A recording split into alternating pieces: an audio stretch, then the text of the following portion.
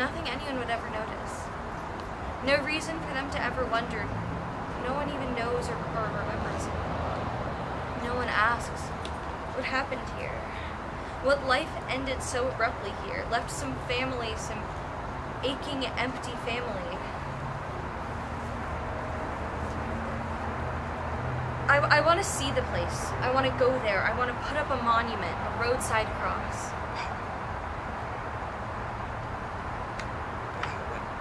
What are you thinking? Now. Oh, well, what about school? I mean, you only have a few weeks to go before you graduate from college, and me too. I mean, high school anyway. I don't feel like going back. Not right now. I need to go say goodbye to my sister. I can understand that, but maybe you should let it go for just a little while. And I can't let it go. Not for a little while, or not at all. I can't let go of her. I never even got to talk to her before she died. How can we let her go when we didn't even have her here anymore? Wow. You never do stuff like this. Yeah, well, I am now. You want to come? You said that. I guess you're right. I don't care so much about where she died. I want to know where she lived, where she went, what she did, who she was. What was her last reality? We don't even know how she felt or what she was thinking this past year. I want to follow her path, the path of her life, the life we didn't know. Okay, we follow her path. Okay. But when we get there, no plastic flowers. Okay, no plastic flowers, unless they make a Venus flytrap out of plastic. Yeah, that she'd appreciate. We can't tell Mom and Dad. They never let us go.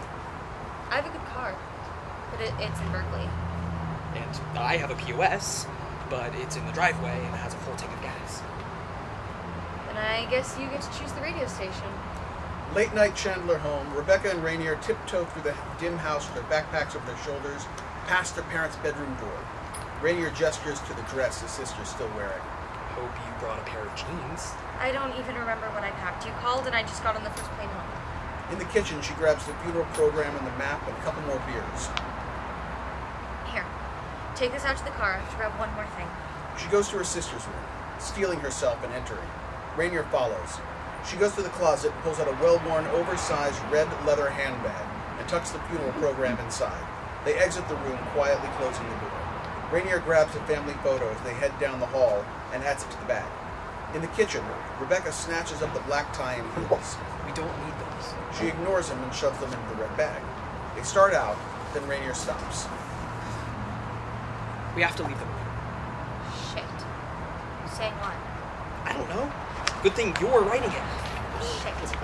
She grabs a notebook and pen and stares at the paper. Come on, before they wake up. She starts scribbling, Mom, Dad, we have to do this. Please understand. We'll be back safe, I promise. The pen hesitates and she writes, Promise. Much love, Reb and Rain. Late night, Rainier's car. Wipers are going, Rainier's driving. Rebecca's in the passenger seat of the two-door Nissan Sentra. Freeway signs are coming in. Rainier turns down the Apocalyptica blasting on the stereo. Which way? Good question. Mom thought she probably went to that friend of hers, Molly Minkle.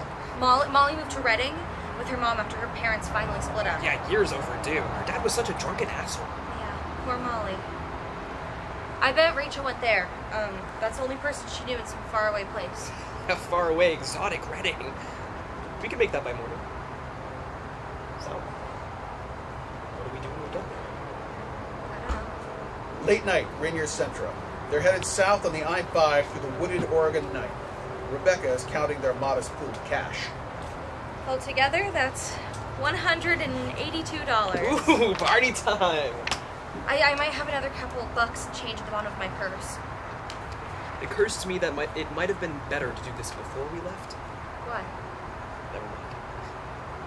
I have a bank card too with a couple $100 on it, and a gas card. That's the biggie. You're an adult. Don't you have a credit card? Correction, I'm a college student. And Mom and Dad didn't want me to be getting into debt before I could pay for it. Why would you listen to that kind of common sense? Okay. If all else fails, we can eat on the gas card. Sodas and stale donuts and 2 hot dogs for $1. That's not food. Nothing that comes from a gas station is actually food unless you're in a car. Unless it's bottled water or something.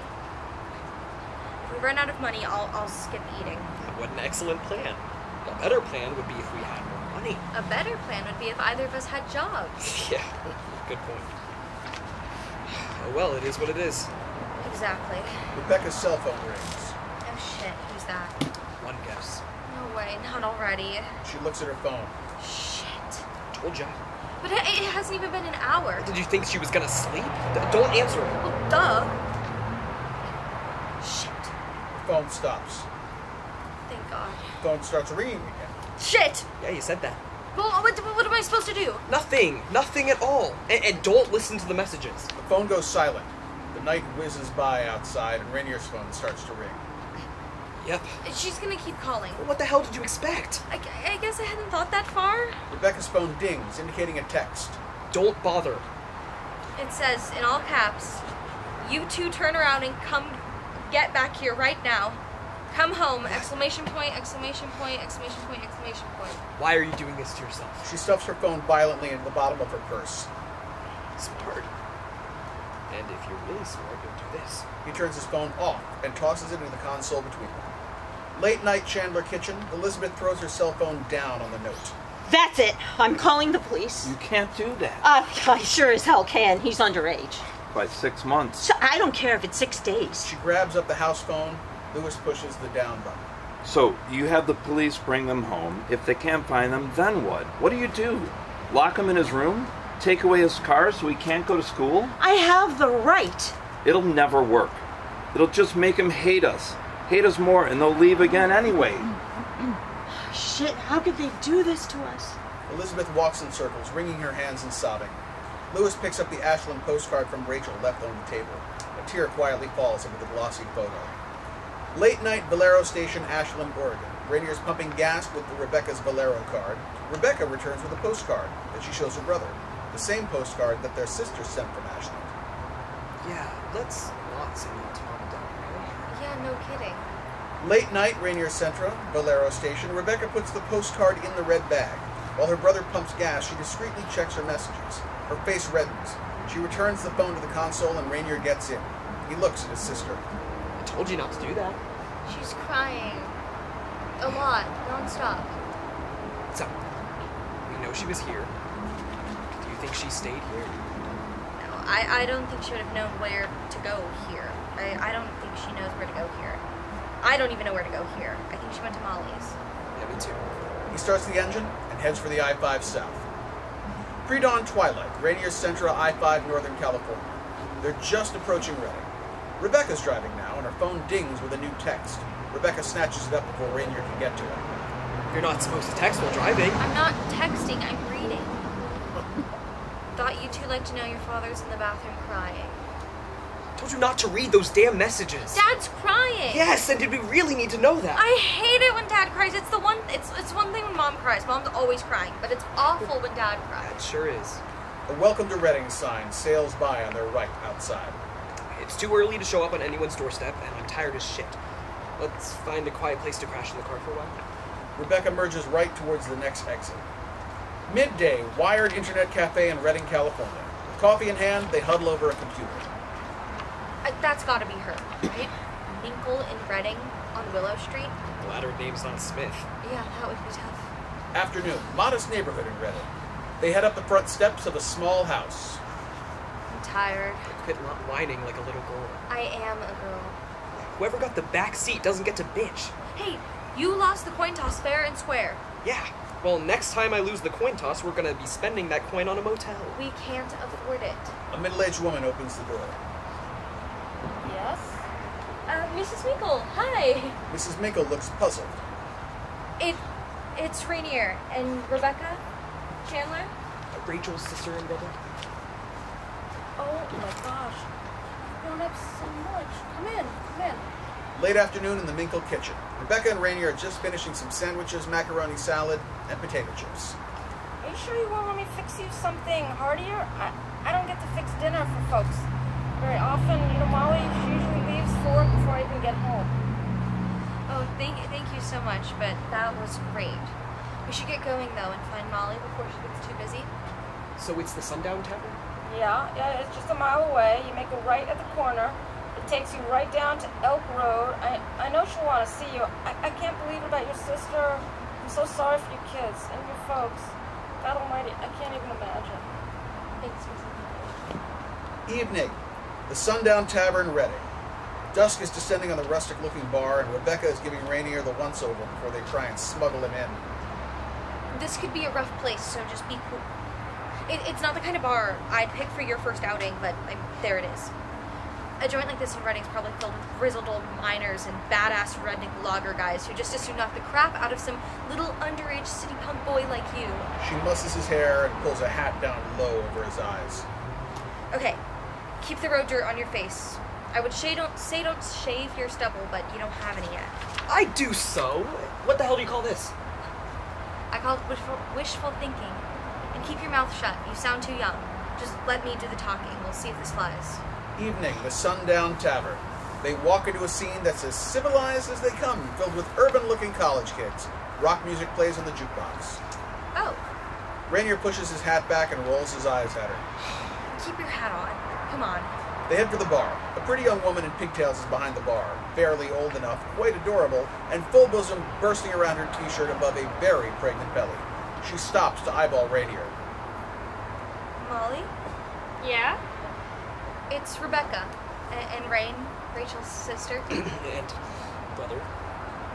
Oh, wow! Hi! How great to see you! She struggles to lean across the bar over her round belly and give them a hug.